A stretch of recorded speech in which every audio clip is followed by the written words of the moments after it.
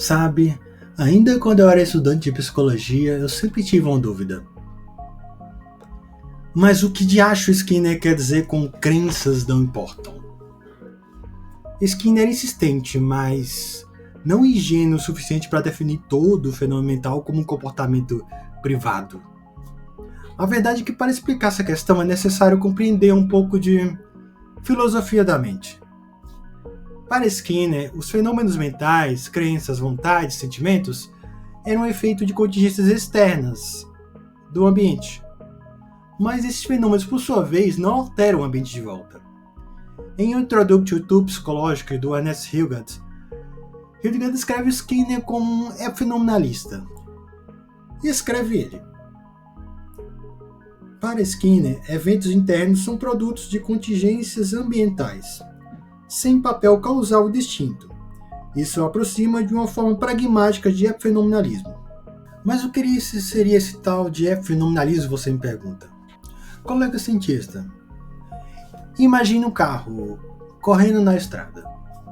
Esse carro possui diversas peças. Peças necessárias para produzir energia e correr. Nesse processo, ele solta toda a fumaça pelo escapamento.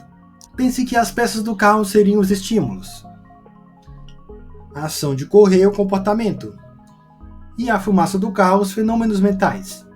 A fumaça seria um fenômeno, pois ela não seria necessária para o carro poder correr, nem para suas peças.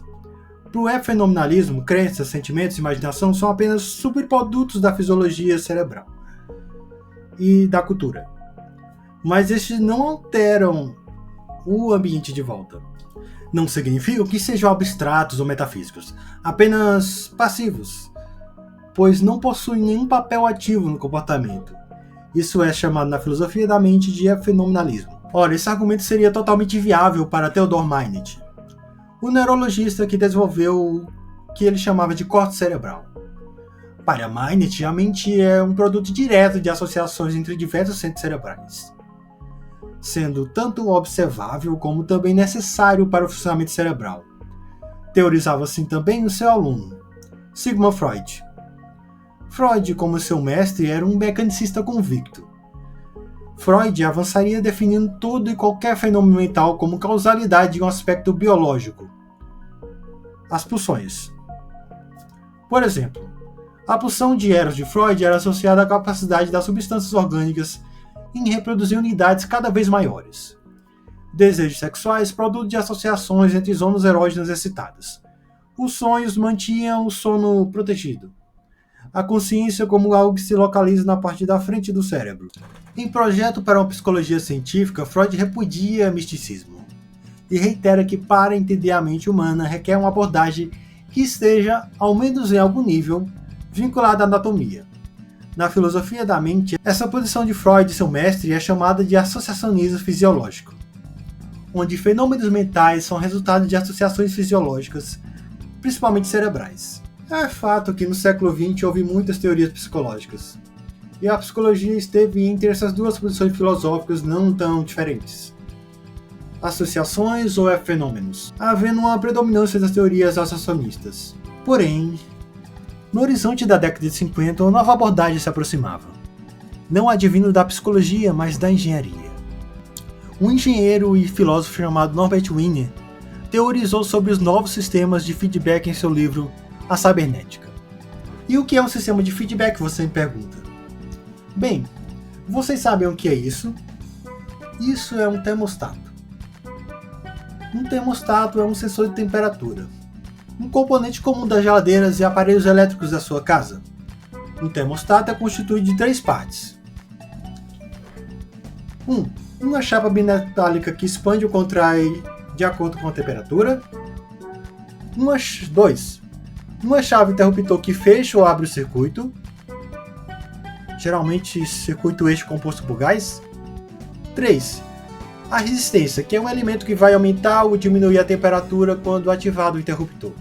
Quando o ambiente esfria, a chapa bimetálica se curva, fecha o circuito e liga a resistência por aquecimento. Quando a temperatura sobe, a chapa retorna à sua posição original, abrindo o circuito e desligando a resistência. E eu te pergunto, colega cientista, qual dessas partes do termostato explica o funcionamento dele. 3, 2, 1.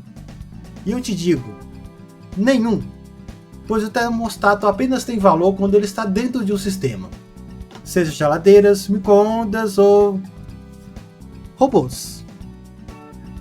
E uma vez entregado ao sistema robótico, nenhum componente do termostato importa mais, nem o material da chapa, nem o formato da chave, nem a resistência, mas apenas a sua função, a de oferecer feedback. A cibernética deixava bem claro: todo e qualquer mecanismo pode e deve ser analisado não através de seus componentes físicos, mas de sua função. Dessa maneira, a cibernética queria demonstrar que qualquer sistema, biológico ou robótico, pode desempenhar fenômenos mentais, até mesmo fenômenos complexos, como a inteligência. Na filosofia da mente, chamaríamos isso de funcionalismo. Essa abordagem funcionalista da cibernética se manteve obscura por um bom tempo. Não tinha grandes experimentos quanto os psicólogos associacionistas. Porém, alguns poucos psicólogos já percebiam o que estava acontecendo. Estava claro.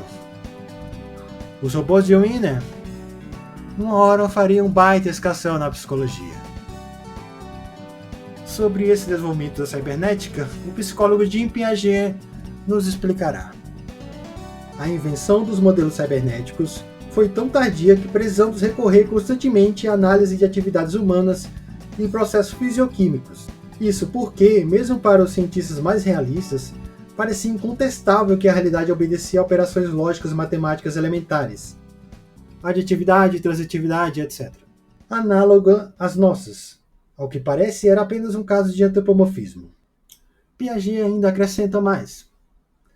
A cibernética, que se situa exatamente a meio caminho entre o físico e o vital, caminho que hoje nos oferece para explicar os modelos de ordem estritamente causal, propriedades específicas do organismo, tais como regulações de aparência finalista, equilibração, acomodação, etc., é uma perspectiva que surge no momento em que estamos na presença de alternativas insolúveis para esses mesmos problemas. Podemos dizer que, contra a antítese vitalista, ela certamente é a resposta mais perigosa. Senhoras e senhores, sejam bem-vindos